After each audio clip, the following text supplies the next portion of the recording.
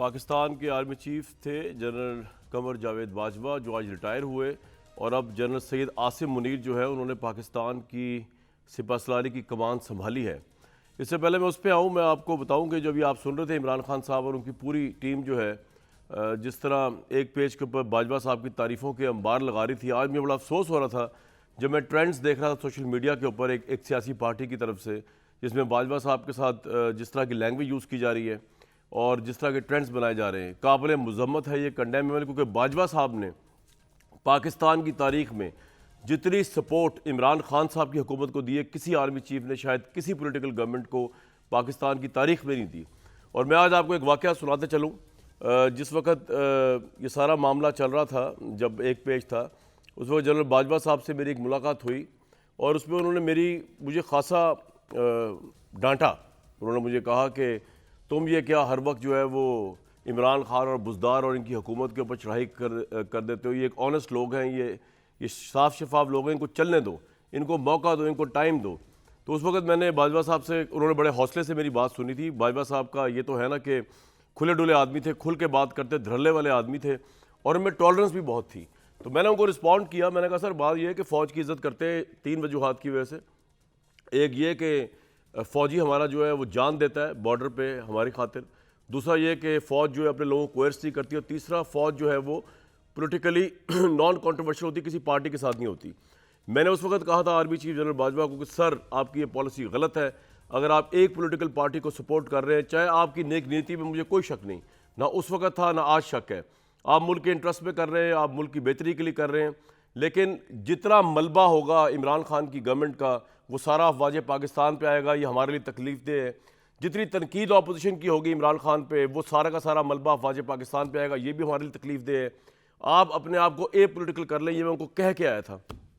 और बाजवा साहब का दौर जितना भी कॉन्ट्रोवर्शियल रहा, लेकिन एक बात की उनको दाद देनी पड़ेगी कि आखिरी साल जो गुजरा है या अप्रैल से, उन्होंने उस एडवाइस को माना। मेरी एडवाइस को तो नहीं माना, लेकिन उन्होंने खुद फैसला किया फ़ौज ने कि उनको ए पोलिटिकल होना चाहिए और उनको किसी पॉलिटिकल पार्टी के साथ नहीं होना चाहिए। और ये सबसे बेहतरीन फैसला था। और मेरा ख्याल से अब जो लोग उनके खिलाफ ट्रेंड चला रहे हैं, उनको थोड़ी सी शर्म करनी चाहिए कि एक अच्छे नोट के ऊपर बाजवा साहब यहाँ से गए हैं और उन्होंने फ़ौज को एक अच्छे रास्ते पे डाला है। और अब जनरल सैयद आसिम मुनीर जो है ये मेन आर्किटेक्ट रहे हैं उस ए पोलिटिकल अप्रोच के। तो ये भी तसल्ली होनी चाहिए कि कमांड फ़ौज की अब एक ऐसे जनरल के हाथ में है जो ए पोलिटिकल है, किसी पोलिटिकल पार्टी के ना खिलाफ होगा ना पोलिटिकल पार्टी के साथ होगा। गवर्नमेंट जब बुलाएंगी वो ज़रूर आएंगे, मुल्क के लिए वो हमेशा आएंगे, इंस्टीट्यूशन के साथ वो हमेशा खड़े रहेंगे। अब मैं आपको बता दूं एक बात और, against all heavy odds general Syed Asim Munir जो है वो आर्मी चीफ बने। और ये मुझे आपको बताने दें कि हुआ क्या क्या मुख्तसरन। सबसे पहले आसिम मुनीर साहब को रोकने के लिए एक प्रपोजल आया एक्सटेंशन का, और बाजवा साहब एक्सटेंशन दे दीजिए। ये बाजवा साहब की तरफ से नहीं था, ये इमरान खान साहब ने उसको आइडिया दिया, लेकिन वो आइडिया भी जो है वो आधे रास्ते में ख़त्म हो गया। ये जनरल आसिम मुनीर को रोकने के लिए आर्मी चीफ ये प्रपोजल था। दूसरा, मैं आपको बड़ी जिम्मेदारी से बता रहा हूँ कि मार्शल लॉ का इम्कान भी था इस मुल्क के अंदर, लेकिन कोर कमांडर कॉन्फ्रेंस के अंदर जो है इस आइडिया को की नफ़ी कर दी गई। आपको मैं इन्फॉर्मेशन की बेस पे ये बात बता रहा हूँ कि मार्शल लॉ इस मुल्क में नहीं लगाना। तीसरा, बहुत इंपॉर्टेंट जनरल थे, अब वो रिटायर हो चुके हैं।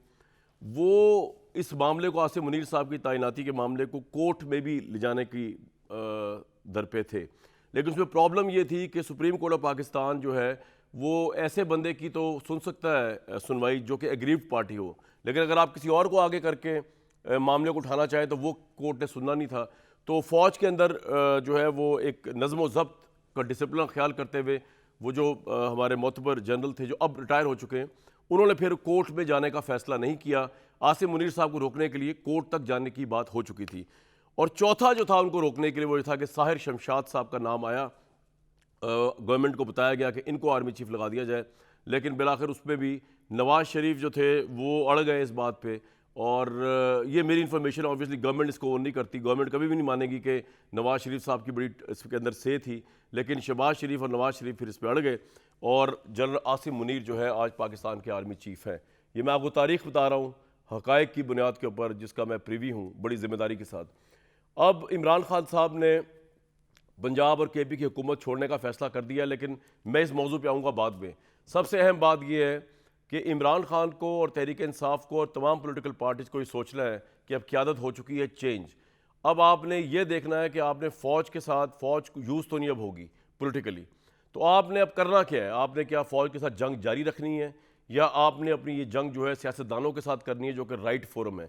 और इसमें भारी जिम्मेदारी इमरान खान साहब पे होती है, क्योंकि ऑब्वियसली उनके लोग ना सिर्फ सोशल मीडिया पे बल्कि उनके सेनेटर्स जो है वो गालियां दी हैं, उन्होंने धज्जियां उड़ाई हैं अफवाज पाकिस्तान की। लेकिन अब जो चेंज ऑफ कमांड हुई, मैं आपको बता दूं कि अगर आप ये समझ रहे हैं, कोई भी ये समझ रहा है, कोई गवर्नमेंट अगर समझ रही है उनके हक में आर्मी चीफ होगा, बिल्कुल भी नहीं, वो एक न्यूट्रल रहेंगे, ए पोलिटिकल रहेंगे। और अगर तहरीक इंसाफ ये समझ रही है कि वो मिलाइन कर सकेंगे क्योंकि अब क़यादत नहीं आई है, तो ऐसा भी होने नहीं जा रहा।